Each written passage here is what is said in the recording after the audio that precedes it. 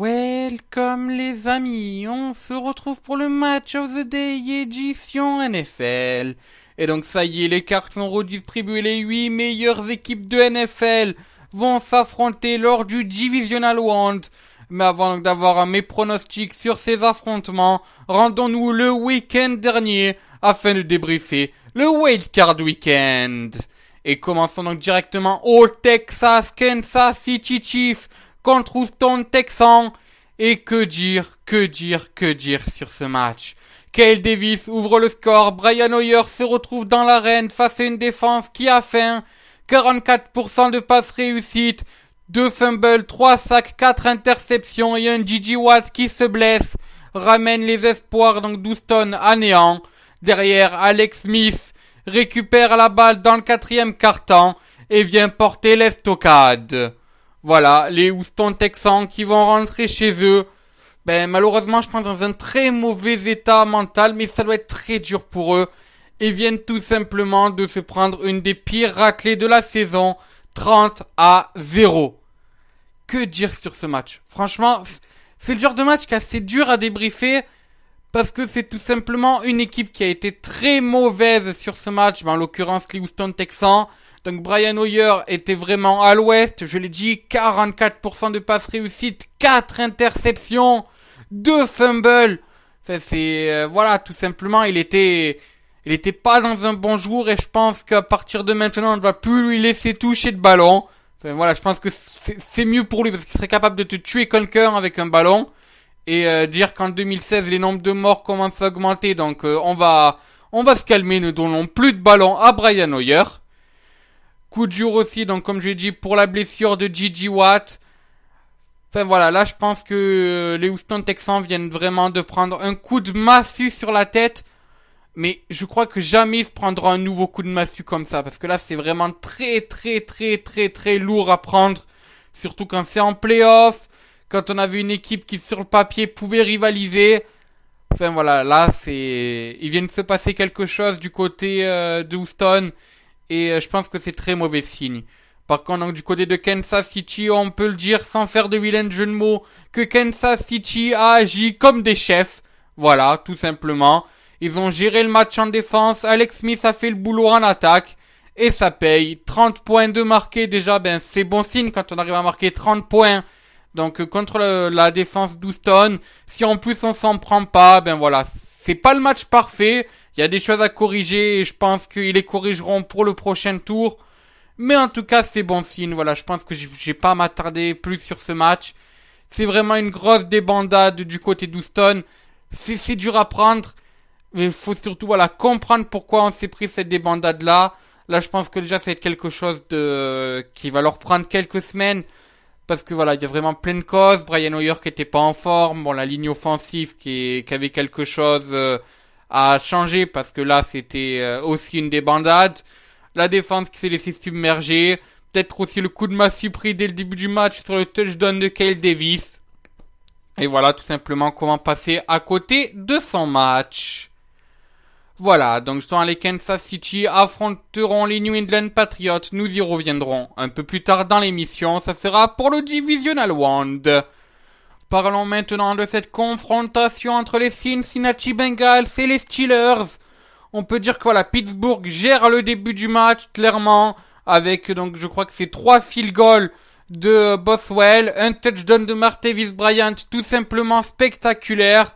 Donc ce catch quasiment entre les jambes, c'est tout simplement génial ce qu'il nous fait. Et derrière, tournant du match, Big Ben se blesse, donc blessure à l'épaule pour Ben Roethlisberger, nous y reviendrons un peu plus tard. Les Bengals reprennent du poil de la bête, ça s'échauffe encore plus que ce soit sur le banc de touche ou sur le terrain, même si c'était déjà très chaud depuis le début du match. Puis Big Ben fait son retour pour le dernier drive après un petit échange de turnover. C'est justement pile ce qu'il faut pour mettre Boswell dans de meilleures conditions field goal. Victoire des Steelers, 18-16. C'est vraiment un match qui a mis du temps, tout simplement, à se décamper. Franchement, tout s'est joué pour moi dans le 4e quart-temps, parce que il y a ce tournant du match à la fin du 3e quart-temps, la blessure donc de Ben Roethlisberger.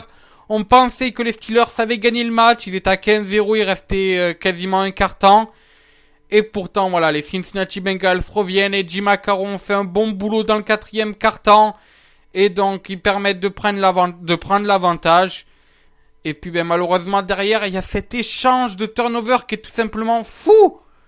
Enfin, voilà, les Cincinnati Bengals récupèrent la balle. Ils ont quasiment match gagné. Ils peuvent sceller le score. Et ils perdent la balle quelques secondes plus tard. Ils la redonnent aux Steelers.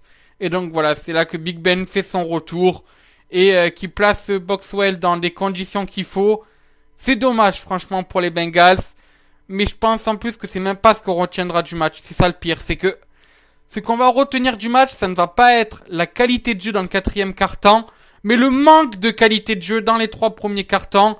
Et surtout, la luminosité qu'il y avait fait. On avait l'impression que voilà, que les deux équipes étaient en guerre. C'est pas la première fois qu'on voit ça. Lors de la dernière confrontation entre les deux équipes aussi, la NFL a sûrement battu son record d'amende justement sur ce match-là. Et là, c'est pareil.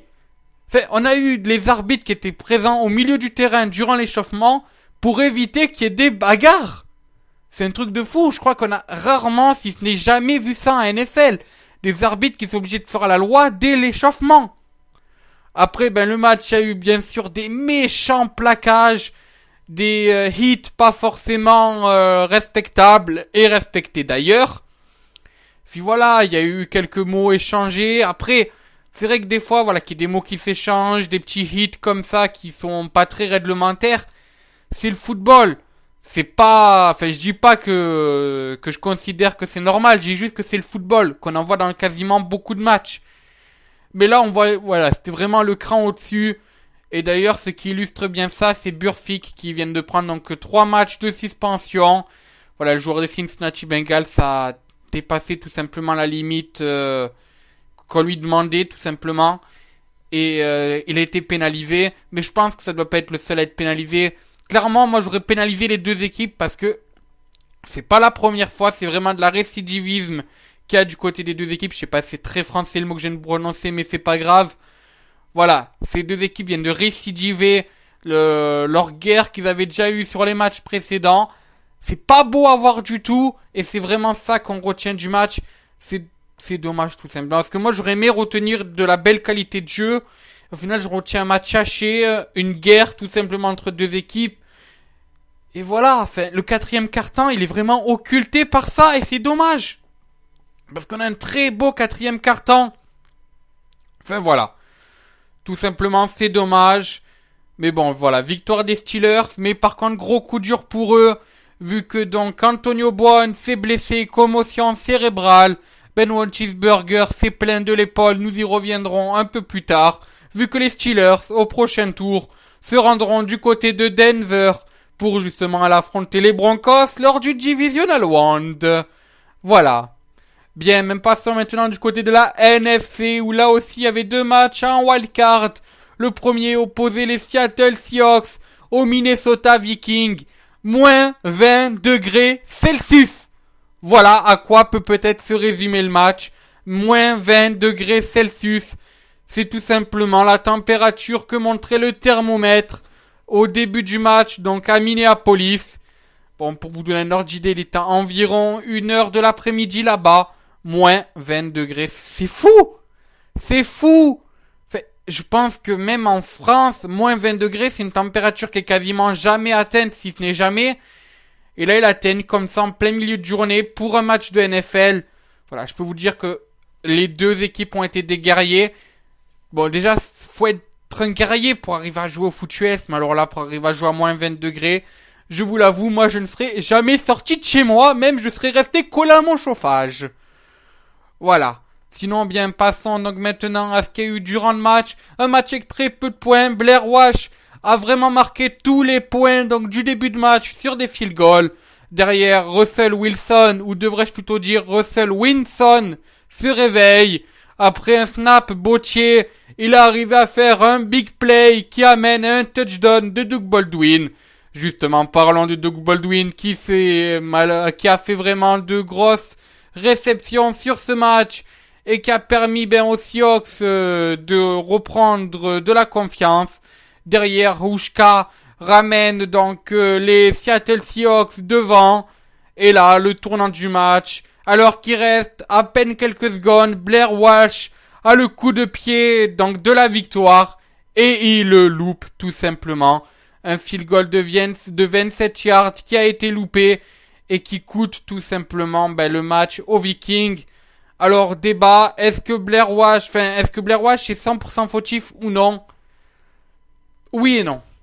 C'est-à-dire que oui, il est fautif au sens où il a réussi d'autres field goals durant le match et que voilà, un field goal de 27 yards, c'est quelque chose qu'il est censé réussir quoi.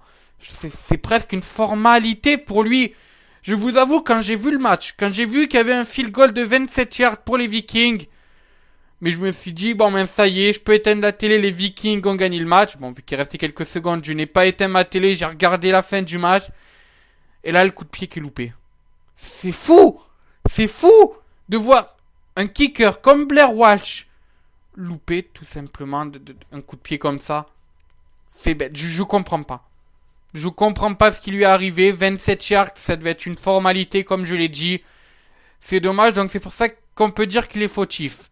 Après, malgré tout, il y a des circonstances atténuantes. La pression, tout simplement. On sait bien que quand on a la pression d'une qualification en Divisional Round, c'est quelque chose de lourd, sachant qu'on a porté réellement tout le match, parce que pour moi, c'est l'homme du match du côté de Minneapolis, Walsh. Donc voilà, il a cette pression, il pouvait qualifier son équipe, et tout le monde sait que voilà, sous l'effet de la pression, on peut louper des choses bêtes. Ensuite, et ça aussi, faut le noter, c'est qu'il faisait moins 20 degrés. Tout simplement, on joue pas pareil à moins 20 degrés qu'à plus 20. Et même si tout le match, il a réussi des coups de pied à moins 20 degrés, on rajoute ça à la pression, forcément, on loupe.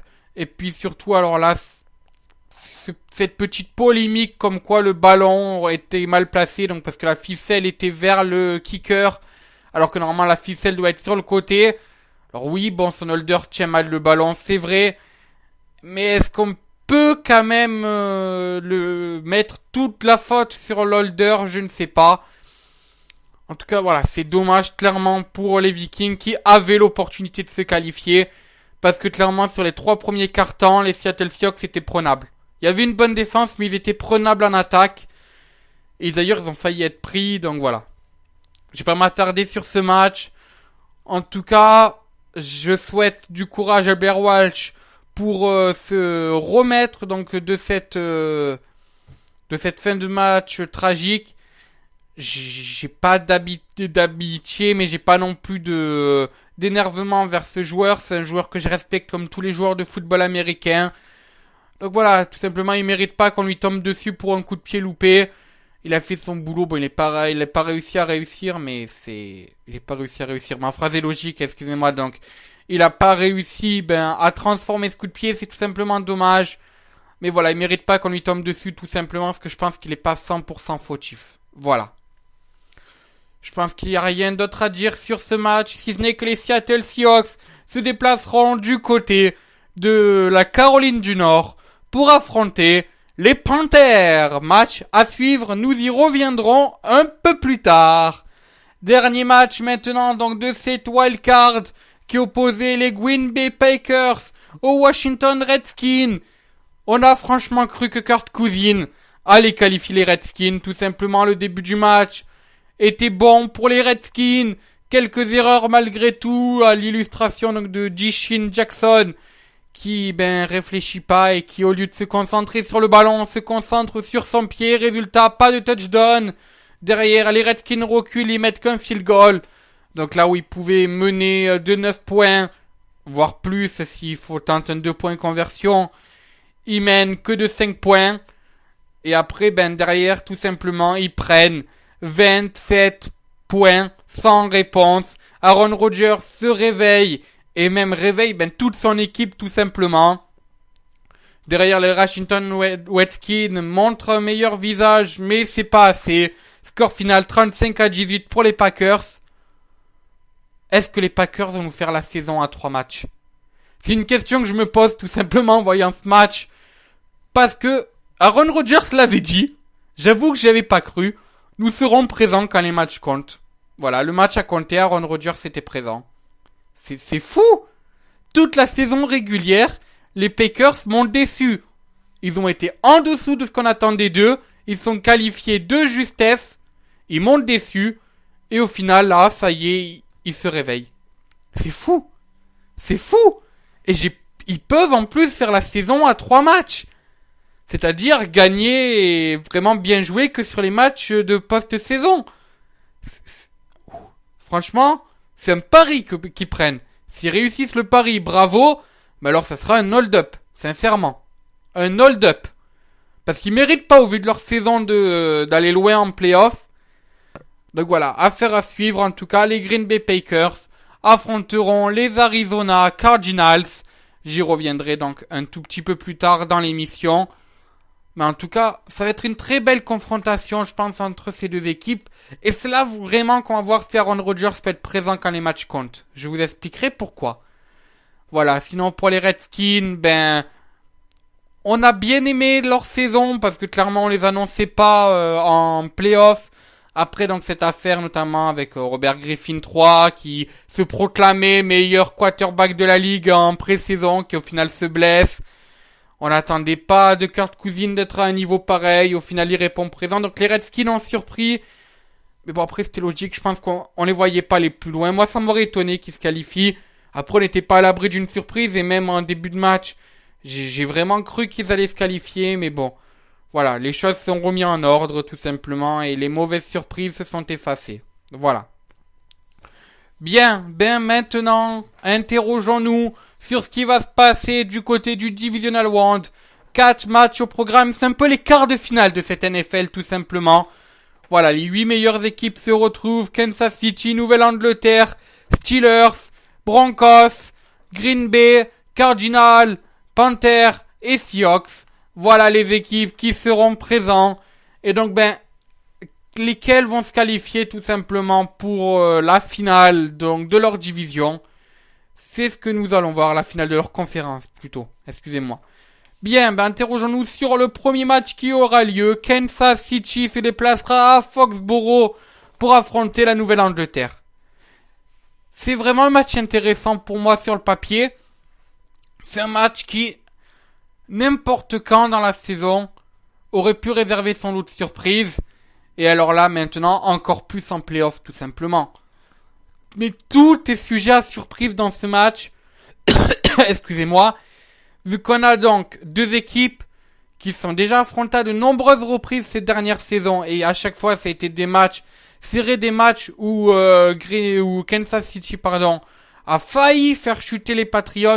Et il y a même eu un match l'an dernier. J'y reviendrai un tout petit peu plus tard, dans vraiment quelques secondes, où Kansas City avait fait chuter les New England Patriots. Donc voilà, c'est un match qui peut réserver des surprises, mais c'est surtout deux équipes qui s'améliorent d'année en année. Voilà, l'attaque de la Nouvelle-Angleterre, donc l'attaque des Patriots, s'améliore d'année en année. La défense aussi, avec donc notamment, on peut rajouter le soutien de choix donc de Malcolm Butler qui explose vraiment depuis le dernier Super Bowl. Du côté des Chiefs, c'est pareil, une défense qui cadenasse de mieux en mieux, un Marcus Peters qui vraiment surprend de plus en plus aussi. Donc voilà, c'est vraiment des équipes qui s'améliorent d'année en année et ça peut réserver des surprises. Justement, en parlant de surprise, je l'ai évoqué là il y a quelques secondes. La surprise de l'an dernier, c'était la 4e journée. On avait des New England Patriots qui, en fait, n'arrivaient pas à convaincre en ce début de saison. Et voilà, tout simplement, Kansas City leur a mis une correction. 41-14, si je me rappelle bien du score. Ça fait très mal aux Patriots qui derrière se sont réveillés, qui derrière ont compris que voilà, ils devaient se bouger parce que sinon ils pouvaient plus rien faire. Ils se sont bougés et au final, ils se sont ils ont fait quasiment un sans faute sur la fin de la saison, même un sans faute si je me rappelle bien. Et après derrière, ils vont aller gagner le Super Bowl. Et moi, il y a quelque chose qui m'a fait rire, c'est le YouTuber Laserbeam, qui est un fan des New England Patriots, qui dit j'offrirais bien une bague la bague du Super Bowl à Kansas City parce que c'est grâce à eux si on a gagné le Super Bowl. Voilà, tout simplement, ça illustre le fait que Kansas City a foutu un électrochoc aux Patriots. Et bon, s'ils arrivent à mettre un électrochoc, s'ils arrivent à mettre une punition aux Patriots une année, pourquoi ils n'y arriveront pas l'année d'après? C'est une question qu'on peut se poser, voilà. Est-ce que les Kansas City de cette année peut rivaliser avec le Kansas City de l'an dernier? Et est-ce que le New England Patriot de cette année, je reviendrai avec les conditions que l'on connaît, peut rivaliser avec, enfin même peut faire mieux, ou pire, tout simplement, que les Patriots de l'an dernier lors de la 4e semaine? C'est un débat qu'on peut avoir.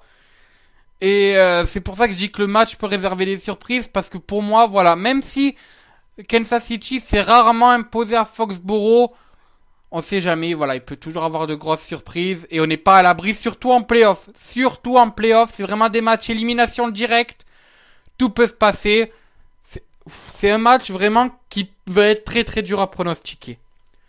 D'autant, et justement, faut le noter, que donc les New England Patriots font face à des grosses questions, 3 grosses questions même. Tout simplement l'état donc de Denny Amendola, Tom Brady et Rob Gronkowski. Denny Amendola donc devrait revenir de blessure. Il a eu des entraînements spéciaux, mais normalement voilà, il devrait être, bon peut-être pas en 100%, mais en tout cas il devrait être sur le terrain pour affronter les Chiefs. Donc justement la question c'est, est-ce qu'il pourrait être à 100%? Et s'il n'est pas à 100%, est-ce qu'il sera assez en forme pour inquiéter la défense de Kansas City? D'autant que normalement il devrait être matché par Marcus Peters, qui est en train d'être le rookie défensif cette saison. Donc voilà, ça va être un beau duel à mon avis entre Denny Amendola et Marcus Peters. Pareil pour Julian Edelman. Est-ce que Julian Edelman va revenir de blessure? Ça c'est oui. Et est-ce qu'il sera 100% lui aussi? Bonne question qu'on peut se poser donc pour les deux wide receivers des Patriots. Ensuite donc Tom Brady qui a joué le dernier match et qui donc se serait plaint d'une blessure. Il aurait loupé le premier entraînement de son équipe, mais après se serait entraîné normalement avec les autres. Donc là il n'y a pas de souci à mon avis pour Tom Brady, il devrait être à 100%. Mais on peut quand même se poser des questions. Voilà, on sait qu'une blessure en NFL n'est jamais bénigne. Et donc voilà, ça peut avoir des conséquences. Surtout que si Kansas City se met à jouer, pas violemment dans le mauvais sens du terme, mais violemment au sens où ils se mettent à être durs défensivement dans les règles, ils peuvent peut-être blesser Tom Brady et ça peut être vraiment le tournant du match tout simplement. Parce que sans Tom Brady, les New England Patriots sont pas la même chose. J'ai rien contre Jimmy Garoppolo, mais c'est pas le même niveau, malheureusement. Et troisième question, Rob Gronkowski. Là, je pense que c'est vraiment la plus grosse interrogation qu'on ait. Rob Gronkowski se serait plaint donc d'une blessure au genou. Il aurait loupé donc les premiers entraînements de son équipe. Puis ensuite, ça serait une blessure au dos qui se serait déclenchée. Donc ça, c'était hier. Il aurait encore loupé l'entraînement de son équipe.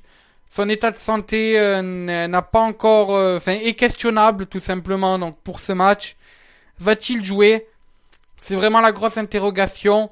Et ce qui pourrait faire mal, franchement, aux New England Patriots, c'est de ne pas avoir Rob Gronkowski. Stade qui fait très mal, mais cette saison, sans le Gronk, les New England Patriots, c'est 0 victoire pour 2 défaites. Voilà. 2 des 4 défaites des New England Patriots se font sans Rob Gronkowski. Ça va être dur. Ça va être dur s'il n'y a pas le Gronk, tout simplement. En tout cas, ça va être une affaire à suivre, ça. Mais moi, je m'inquiète parce que je pense clairement que voilà, si on a loupé tous les entraînements de la semaine, c'est qu'on n'a pas l'état physique pour jouer le match, donc le samedi. Donc à mon avis, nous verrons pas Rob Gronkowski sur les terrains face à Kansas City. Deuxième question, et là c'est une question qui jusqu'à hier, on aurait aimé ne pas se poser. C'est l'état de santé de Chandler Jones. Voilà, Chandler Jones a été hospitalisé. Alors normalement il serait sorti de l'hôpital, mais il a été hospitalisé il y a donc 2 jours si je me rappelle bien, suite à une overdose de pilules. Nous avons appris ensuite donc que les pilules qu'il aurait avalées seraient donc une drogue synthétique. Je me rappelle plus le nom de la drogue, voilà, et puis même je m'y connais mal malheureusement dans cet aspect-là pour vous donner plus de détails, mais voilà, ça serait une drogue synthétique qu'il aurait avalée. Il est sorti de l'hôpital d'après les dernières rumeurs, mais voilà. Est-ce qu'il sera en bonne santé? C'est la bonne question, parce que voilà, quand on sort de l'hôpital, on est à l'ouest, surtout après une overdose. Donc là, la question serait tout simplement la santé de Chandler Jones, et puis même, est-ce est-ce que, administrativement parlant, il peut jouer ce match? Est-ce qu'il va être suspendu? Est-ce qu'il va avoir des poursuites judiciaires? Est-ce qu'il va avoir des sanctions? Voilà, c'est la question qu'on peut se poser. À mon avis, il y aura sanctions ou quelque chose du genre. Mais ça peut être là aussi un tournant du match parce que Chandler Jones c'est vraiment un élément. Donc dans l'équipe des New England Patriots. Troisième question, alors elle, celle-là, bien sûr, on se la pose tout le temps en fin de saison du côté des New England Patriots. C'est le froid. Voilà, tout simplement. Parce que Foxborough, c'est vraiment au nord des États-Unis. C'est là où il fait les températures les plus froides. C'est un peu comme Minneapolis, tout simplement. Et s'il a fait moins 20 degrés à Minneapolis, est-ce qu'il fera moins 20 degrés à Foxborough? C'est la question. Surtout que la neige a fait son apparition ce matin, donc sur la Nouvelle-Angleterre. Donc voilà, c'est la question. Est-ce qu'il va neiger à Foxborough? Est-ce qu'il va neiger sur le Gillette Stadium? Et ça peut avoir une incidence tout simplement sur ce match. Voilà. Bien, et bien, donc c'est le moment de faire un pronostic. Attendez, non. J'ai d'abord oublié de soulever une dernière question. C'est l'état de santé de Matt Lynn, donc un des joueurs offensifs des Chiefs, qui lui aussi donc serait blessé et à première vue serait absent pour ce match. Donc bien sûr, ça peut avoir des conséquences. Ça fait tout simplement une bonne cible en moins pour Alex Smith. Donc bien, passons maintenant au pronostic. C'est dur. C'est dur comme pronostic. Franchement, j'ai un mauvais pressentiment. J'ai l'impression que les Patriots vont chuter sur ce match. L'absence de Rob Gronkowski, l'état de santé de Tom Brady, Deni Amendola et Julian Edelman, le fait que Kansas City ait souvent créé des surprises. Enfin voilà, c'est vraiment un match qui me fait avoir de très mauvais pressentiments. Mais bon, allez. Je vais passer outre. Je prends peut-être un risque. Peut-être que je vais m'en vouloir en regardant le match, mais j'ai passé outre mes mauvais pressentiments. J'ai annoncé une victoire des New England Patriots. Mais je vous avoue, je suis pas convaincu par mon choix, mais bon. Je dois vous donner un pronostic, donc ça sera New England Patriots, voilà, adjugé, vendu. Je fais confiance à Tom Brady, tout simplement parce que voilà. On m'a souvent dit, dans un match de playoff, quand tu ne sais pas qui pronostiquer, choisis le meilleur quarterback. Malgré que Alex Smith, malgré tout ce qu'il a fait pour les 49ers les saisons précédentes, je suis obligé d'avouer qu'il est inférieur à Tom Brady tout simplement. Donc voilà, si je prends cette logique-là, Tom Brady est meilleur, donc les New England Patriots devraient gagner ce match. Donc voilà, tout simplement, puis aussi l'expérience des playoffs. Les New England Patriots ont enchaîné des playoffs, mais je crois que c'est la 11e année consécutive qu'ils sont qualifiés donc pour le Divisional Round. Même plus, même il me semble. Et surtout, généralement ils ont des matchs compliqués. On se rappelle donc l'an dernier le Divisional Round contre les Ravens, ce qui a vraiment donné la victoire. Donc c'est ce petit plan de jeu inventé par Bill Belichick. Donc ces fameux Brady, tout Edelman, tout Amendola. Donc voilà, ils ont l'expérience des matchs difficiles et je pense que c'est ce qui va jouer dans ce match-là. Mais j'ai vraiment un mauvais pressentiment. Mais bon, allez, malgré tout, victoire des New England Patriots. Deuxième match, les Steelers contre Denver. Un match de l'infirmerie, tout simplement. Voilà, un match de l'infirmerie. Si je vous dis Big Ben absent, Antonio Brown absent, D'Angelo Williams absent, Le'Veon Bell absent, vous me répondez Steelers. Parce que voilà, bon, parce que ces 4 joueurs sont des Steelers. Mais parce que voilà, c'est tout simplement les blessures qu'on a peut-être jusqu'à la fin de la saison pour Pittsburgh. Bon, pour Le'Veon Bell, c'était annoncé jusqu'à la fin de la saison, ça y avait pas de souci. Pour D'Angelo Williams, on annonçait un possible retour. À première vue, ça ne serait pas ça, en tout cas, il ne se serait pas entraîné. Du côté d'Antonio Brown, il est toujours pas apte à remonter sur les terrains après sa commotion cérébrale, donc lors du dernier match. Et pour Big Ben, il a lancé aucun ballon à l'entraînement. Il avait annoncé en déclaration que lors de la fin du match entre Pittsburgh et les Bengals, il n'arrivait pas à lancer à plus de 10 yards. En tout cas, il avait vraiment du mal. Donc voilà, tout simplement, il devrait être absent lui aussi donc pour le prochain match. Et est-ce que Landry Jones peut surprendre la défense de Denver? C'est la question de ce match. Ça, en tout cas, c'est pour l'infirmerie du côté des Steelers. Pour l'infirmerie du côté de Denver, c'est la même chose. Peyton Manning est sur le retour, on l'a vu donc lors de la 17e journée, il a eu une semaine pour se reposer. Mais dans quel état d'esprit? Et surtout dans quel état physique? Est-ce qu'on aura le Peyton Manning 2015 ou le Peyton Manning des années précédentes? Surtout, est-ce qu'on aura le Peyton Manning 2013 ou le Peyton Manning 2015? C'est la question qu'on peut se poser, parce que si on a le Peyton Manning 2013, les Denver sont favoris. Si on a le Peyton Manning 2015, ça peut être serré. Après, donc, aussi des problèmes de blessures, donc, pour Brock Osweiler, qui, donc, se serait plaint d'une douleur. C'est peut-être pour ça, d'ailleurs, qu'il a été sorti en week 17. Et surtout, Gary Kubiak a fait un choix surprenant. Il a annoncé qu'il alignerait peut-être un troisième quarterback, donc, en tenue pour jouer le match. Ce qui veut dire qu'on retrouverait sur le banc, enfin, sur le banc ou sur le terrain, Peyton Manning, Brock Osweiler et un troisième quarterback. Est-ce que Gary Kubiak manque-t-il de confiance envers Peyton Manning? C'est la question qu'on peut se poser, parce que moi je suis entraîneur des Denver Broncos. J'ai Peyton Manning qui a fait un dernier drive intéressant contre lors de la dernière semaine. Je me retrouve en playoff avec un Peyton Manning qui s'est reposé. J'y fais confiance, tout simplement. Je garde quand même un quarterback remplaçant, mais j'y fais confiance. En quarterback remplaçant, j'ai Brock Osweiler, certes peut-être un peu blessé, mais Brock Osweiler quand même. Je me dis que ça va suffire. Voilà, parce que pour que les deux joueurs puissent ne pas jouer, c'est que vraiment il y a un problème. Et non là, Gary Kubiak choisira d'aligner un troisième quarterback. J'ai un peu l'impression qu'il y a un manque de confiance en fait, donc entre Gary Kubiak et ses quarterbacks. Après, c'est vrai que la situation est quand même très compliquée pour lui.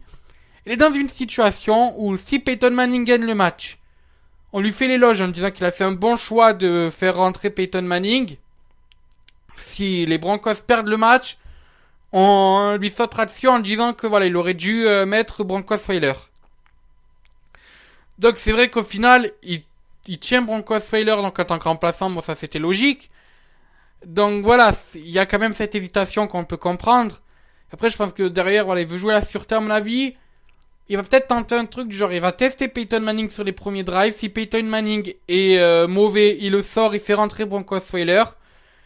Et en fait, tout simplement, il fait passer Brock Osweiler en réserviste, c'est-à-dire un troisième quarterback qui devrait pas jouer. Et le troisième quarterback devrait remplacer Brock Osweiler en tant que blessure de ce dernier. Mais bon, pour moi, c'est illustre un manque de confiance. Et c'est dommage quand tu vois ça dans une équipe. Enfin voilà, bon, ça, je pense qu'on va pas s'éterniser dessus, mais c'est quelque chose qui m'a marqué. Donc voilà, un duel des blessés. Alors j'aimerais bien être dans la tête, et même tout simplement être dans les campagnes de publicitaires pour ce match. Parce que alors comment builder un Larry Jones contre un Peyton Manning? Peut-être pas à 100%. Ça doit être un casse-tête quand même pour les publicitaires. En tout cas, c'est un match qui sur le papier s'annonçait génial. Et qui pour moi en fait avec les blessures perd de son suspense. Et clairement je me suis posé une question, c'est est-ce que Landry Jones est meilleur qu'un Peyton Manning à 50%? Et j'ai beaucoup réfléchi et je me suis dit que non, que Peyton Manning restait quand même meilleur que Landry Jones. Je pense qu'à mon avis Landry Jones va se faire bouffer tout simplement par la défense des Broncos. Donc voilà, victoire des Broncos grâce aux blessures de Pittsburgh. Donc voilà, je vois un Broncos Patriot pour donc la finale de conférence. Ça va être un beau match, je pense, si ce match a lieu. Voilà, parlons donc maintenant de la NFC, les deux derniers matchs de ce divisional round. Green Bay contre les Cardinals. Alors là, c'est vraiment deux équipes qui ont tout simplement deux saisons complètement différentes. On a les Arizona Cardinals qui se sont mis en taille patron, qui sont mis parmi les favoris pour le prochain Super Bowl et qui perdent leur dernier match. Ils en ont perdu d'autres aussi, mais c'est surtout leur dernier match qu'ils perdent où ils se prennent une raclée contre c'était Seattle, donc les Seahawks. Et de l'autre côté, on a Green Bay qui a déçu toute la saison et qui sur leur dernier match se réveille. Voilà tout simplement la situation. Et ça peut être un match serré. Franchement, ça aurait été n'importe quand dans la saison, j'aurais dit une victoire des Arizona Cardinals, mais là, ça m'a fait douter. C'est vraiment un match qui m'a fait douter, qui m'a fait réfléchir. Je vous dirai donc un peu plus tard mon pronostic. Mais voilà, faut prendre en compte plusieurs choses. Déjà, quel sera l'état mental des Arizona Cardinals après leur raclée contre Seattle? Ensuite, est-ce qu'Aaron Rodgers va pouvoir tenir un rythme de saison à 3 matchs? Ça peut être une des questions. Ensuite, le comparatif entre les deux équipes comme à chaque fois. Et surtout, est-ce que Green Bay va arriver à effacer leur raclée qui s'était pris 3 semaines plus tôt contre les Cardinals? C'est 3 questions que je me suis posées. 4 questions. Voilà, je vais vous dire les réponses que j'ai trouvées. Déjà, est-ce que les Arizona Cardinals peuvent, entre guillemets, effacer leur raclée contre les Seattle Seahawks? Je pense. Parce que voilà, ils ont dû se dire, c'est le dernier match de la saison. Voilà, ils ont peut-être joué en dessous, ça peut expliquer donc cette victoire de l'équipe adverse. Donc je pense qu'à mon avis, mentalement, ça les a pas non plus tant touchés que ça. Je veux dire, ça les a pas démoralisés. Ça fait un coup moral, mais à mon avis, ça les a pas démoralisés. Donc, ils ont les armes de battre Green Bay, je pense. Ensuite, est-ce que Green Bay peut tenir sur un rythme de saison à 3 matchs? Ça, c'est la question. Parce que on peut dire que la victoire d'Aaron Rodgers contre Kurt Cousins, on peut dire que c'est limite un coup d'éclat. Mais est-ce qu'un coup d'éclat peut durer 2 matchs de plus? Et c'est ce qu'il va falloir, tout simplement. Parce que là, on peut plus faire de faux pas. Et par contre, j'ai pas trouvé de réponse à cette question. Aaron Rodgers a beau garantir que oui, Aaron Rodgers a beau dire que la pression est tout simplement sur les Arizona Cardinals. Ce que je conçois, les Arizona Cardinals ont tout à perdre. Mais c'est pas non plus sûr. Ensuite, au niveau du comparatif entre les deux équipes, c'est clairement les Cardinals qui ont l'avantage. Voilà, tout simplement, les Arizona Cardinals, c'est une très bonne défense, la meilleure attaque, donc ça fait une bonne équipe équilibrée. Alors que Green Bay, certes, c'est une équipe complète, une équipe qui est assez bonne, c'est une équipe que je compare presque aux Cincinnati Bengals. C'est-à-dire qu'il n'y a pas vraiment de joueurs qui sortent du lot. Bon, on a Aaron Rodgers, du côté des Bengals, on a AJ Green. Et après, on a peut-être un ou deux receveurs, et sinon, ça sort pas tellement du lot. C'est tous des bons joueurs, mais pas des joueurs excellents. Ça fait malgré tout une bonne équipe, une équipe qui peut viser une place, pourquoi pas en Super Bowl, donc s'ils arrivent à faire des coups d'éclat. Mais malheureusement, je pense que voilà, les Arizona Cardinals sont meilleurs intrinsèques. Après, c'est dur. C'est vraiment dur de pronostiquer ce match. Et j'ai même, à un moment, osé prendre donc la méthode du meilleur quarterback gagnant. Clairement, pour moi, le meilleur quarterback cette saison, donc sur ce match-là, c'est Carson Palmer. Mais Aaron Rodgers, en général, sur les saisons précédentes, est meilleur que Carson Palmer. Donc même là, je suis hésitant. C'est un match très dur. Mais bon, surtout que voilà, la défaite de Green Bay il y a 3 semaines était complètement différente de maintenant. La situation a été complètement changée. J'ai beaucoup réfléchi. Mais bon voilà, je suis resté sur mon choix de base. Pour moi, c'est une victoire des Arizona Cardinals. Ça va être dur. Je pense que Green Bay peut créer la surprise, mais bon. Peut-être que là aussi je me trompe, peut-être que là aussi je prends un risque. À contre-cœur parce que je suis un fan des 49ers et que j'aime pas trop les Arizona Cardinals, mais victoire des Arizona Cardinals, voilà, c'est validé. Bien, dernier match. Alors là, c'est le match qui m'a donné le plus de fil à retordre pour le pronostiquer. Panthers contre Seahawks. Bravo, celui qui va arriver à pronostiquer ce match. Franchement, c'est un match qui a toujours été serré entre ces deux équipes, toujours. Leur dernier match s'est terminé en prolongation avec une victoire donc des Seahawks, mais les conditions étaient complètement différentes, j'y reviendrai. Ces deux équipes qui vraiment se sont placées sur les derniers matchs. Bon, pour les Panthers, c'est vraiment sur toute la saison. Mais pour les Seattle Seahawks, c'est surtout depuis le mois de novembre, comme des favoris au Super Bowl. Ça va être un match très intéressant. Pour moi, ça peut être le match de l'année, le match qu'on va avoir. Ça réserve un très beau duel entre Cam Newton et Russell Wilson. Mais bon, faut se poser des questions. Déjà, la question qu'on va se poser, c'est est-ce que Marshawn Lynch va être de retour? Parce que Beast Mode était annoncé de retour, donc le match dernier, au final, il s'est senti pas prêt. Bon, des rumeurs ont annoncé qu'il a surtout fait ça pour pas les jouer à moins 20 degrés. Mais bon, c'est que des rumeurs, rien n'est prouvé. Et surtout, si il est de retour, quelle incidence aura-t-il sur donc le reste des Seattle Seahawks? Et surtout, comment reviendra-t-il? Est-ce qu'il revient à 100%? Déjà, ça c'est la grosse question. Et ensuite, donc, bien, l'incidence qu'il aura, parce que clairement, pour moi, cette saison, les Seattle Seahawks sont mieux débrouillés sans Marshall Lynch qu'avec. Peut-être parce que le jeu était différent, mais en tout cas, voilà, ils ont beaucoup mieux joué sans Marshall Lynch. Donc, c'est la grosse interrogation de ce match. Ensuite, est-ce que Doug Baldwin peut continuer d'être intraitable? C'est une question, ça aussi, parce que Doug Baldwin n'était pas si bon l'an dernier. Donc, est-ce qu'il va continuer d'exploser? Ah, ça peut être une question à se poser, c'est la question que je me suis posée d'ailleurs. Et j'ai toujours pas trouvé de réponse, tout simplement, parce qu'on sait pas, en fait, dans quel état se sent Doug Baldwin. On sait que quand on enchaîne les bonnes performances, on a la confiance. Mais après, de savoir s'il y a un surplus de confiance ou non, ça, je peux pas le dire. Et enfin, donc, dernière question, c'est est-ce que la Legion of Boom peut-elle stopper Cam Newton? C'est dur, hein, à se poser comme question. Mais Cam Newton n'a pas réellement de bons receveurs. Enfin, s'il a des bons receveurs, mais il n'a pas de receveurs excellents. Il n'a pas d'Antonio Brown, il n'a pas de Julio Jones. Donc, au jeu dans les airs, il est en infériorité face à la Legion of Boom. Face à un Richard Sherman, à mon avis, voilà, ça va être un beau duel. Après, est-ce qu'au jeu à la course, il peut surprendre la Legion of Boom? Ah, ça peut être possible. Sachant qu'ils ont un assez bon jeu à la course, les Carolina Panthers, sachant que Cam Newton peut vraiment, tout simplement tout faire. Il est capable de courir lui-même, de faire courir un running back, de faire courir un fullback, même si c'est un peu plus rare, de faire une passe.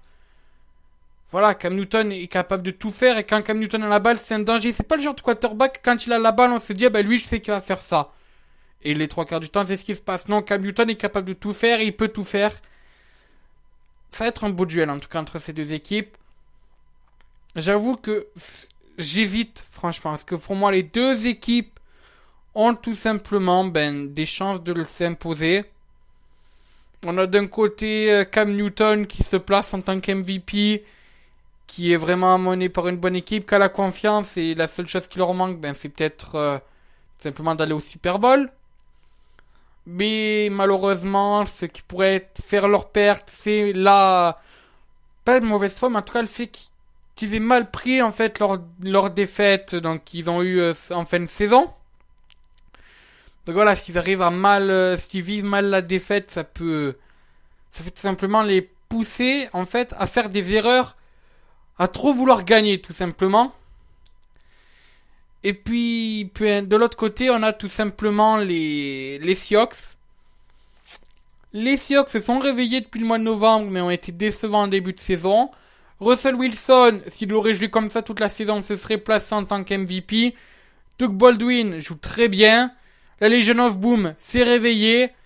Le possible retour de Marshall Lynch. C'est un match très très dur à pronostiquer, franchement. J'hésite encore, je vous avoue, d'autant qu'en plus je suis partagé au niveau du cœur. Parce que, tout simplement, je suis un fan des 49ers, je déteste les Seattle Seahawks. Malheureusement, je suis pas là pour faire un jugement subjectif. C'est pas mon objectif, tout simplement. Moi, ce que je veux, c'est vous faire, partager ma passion pour le football américain. Ma passion ne passe pas forcément par mes goûts, mais tout simplement parce que je vois. Je suis pas là pour vous dire telle équipe est la meilleure parce que c'est ma préférée, telle équipe est la plus nulle parce que je la déteste. Non. Ça serait mal faire mon boulot, tout simplement. Donc, je ne peux pas vous dire, voilà, les Carolina Panthers sont beaucoup plus meilleurs que les Seahawks, sont beaucoup mieux que les Seahawks parce que je déteste les Seahawks. C'est surréaliste d'entendre quelqu'un dire ça, et donc je peux pas vous le dire et je vais pas vous le dire. Parce que je suis obligé de reconnaître le talent qu'ont les Seahawks, tout simplement. Et en toute objectivité, les Seahawks, pour moi, ont les armes de surprendre les Carolina Panthers. Et de l'autre côté, les Carolina Panthers sont une équipe, c'est pas mon équipe préférée, loin de là, mais c'est une équipe que j'aime bien voir jouer cette saison. En plus, j'aime bien donc la Dabondem Dance là que nous fait Cam Newton, même si ça a été repris par plein d'autres joueurs de football américain et de football normal, n'est-ce pas, Paul Pogba? Donc voilà, c'est une équipe que j'apprécie avoir joué, mais c'est aussi une équipe qu'il faut avouer quelque chose, c'est que ils nous ont jamais habitués à aller loin en playoff dernièrement. C'est dur. C'est dur, c'est très très dur à pronostiquer. Bon, faut que je vous donne un vote, de toute manière. Je peux pas donner ma langue au chat, faut que je vous donne un vote. Ah, c'est dur. Ah, c'est dur. Bon, allez. Désolé, mes 49ers. Victoire de Seattle. Voilà. Victoire de Seattle. Je prends peut-être un risque. Mais allez. Je valide. Victoire de Seattle. J'aime peut-être de prendre le plus gros risque de ma vie là, mais bon, c'est pas grave. Est-ce que j'ai conservé ma bonne série tout simplement des pronostics, comme l'a signalé Lunchbox Goes With Everything. J'ai donc bien pronostiqué les matchs de la wildcard. Donc voilà, ben d'ailleurs justement en parlant donc de Lunchbox Goes With Everything, ben merci à toi d'avoir donc réagi sur la vidéo. Déjà ben merci d'avoir commenté, ça fait toujours plaisir donc d'avoir quelqu'un qui réagit à nos propos, qu'on soit d'accord ou non, de toute manière, c'est toujours bien, voilà, d'avoir l'avis de quelqu'un d'autre. Donc, ben, merci beaucoup, voilà, j'espère que je ne t'ai pas trop blessé en donnant la victoire aux Broncos, donc sur le match du Divisional Round, vu qu'à première vue, tu as l'air de bien aimer les Steelers. Et voilà, donc encore une fois, un grand merci donc pour les commentaires que tu as laissés. Voilà, ben justement d'ailleurs, vous autres, n'hésitez pas aussi à réagir à mes pronostics, à mes propos. Voilà, ça fait toujours plaisir. Vous pouvez bien sûr réagir, que ce soit en commentaire, sur le Facebook, donc Geek and Sport, Wrestling Football, ou aussi sur Twitter, où vous pouvez nous suivre, @WrestlingFoot. Et sur ce, moi je vous dis, adieu, bonsoir les amis.